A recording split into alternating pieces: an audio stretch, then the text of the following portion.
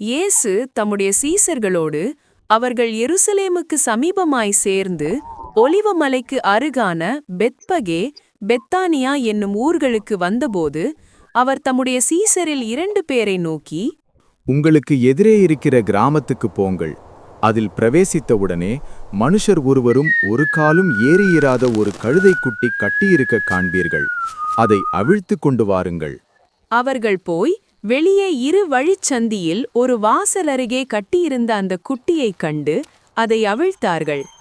அப்பொழுது அங்கே நின்றவர்களில் சிலர், நீங்கள் குட்டியை அவிழ்க்கிறது என்னவென்றார்கள். இயேசு கற்பித்தபடியே அவர்களுக்கு, இது ஆண்டவருக்கு வேண்டும் என்றார்கள். அப்பொழுது அவர்களை போக விட்டார்கள். அவர்கள் அந்த குட்டியை இயேசுவினிடத்தில் கொண்டு வந்து அதன்மேல் தங்கள் வஸ்திரங்களை போட்டார்கள். அவர் அதன்மேல் ஏறி போனார். அநேகர் தங்கள் வஸ்திரங்களை வழியிலே விரித்தார்கள். வேறு சிலர் மரக்கிளைகளை தரித்து வழியிலே பரப்பினார்கள்.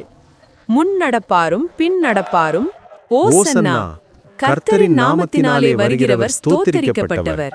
கர்த்தரின் நாமத்தினாலே வருகிற நம்முடைய பிதாவாகிய தாவீதின் ராஜ்யம் ஆசீர்வதிக்கப்படுவதாக.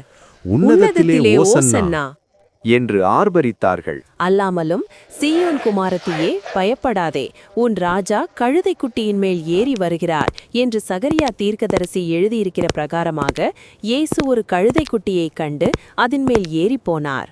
ஆமேன். இந்த வீடியோ உங்களுக்கு பிடித்திருந்தால் லைக் பண்ணுங்க, ஷேர் பண்ணுங்க மற்றும் சப்ஸ்கிரைப் செய்யுங்கள்.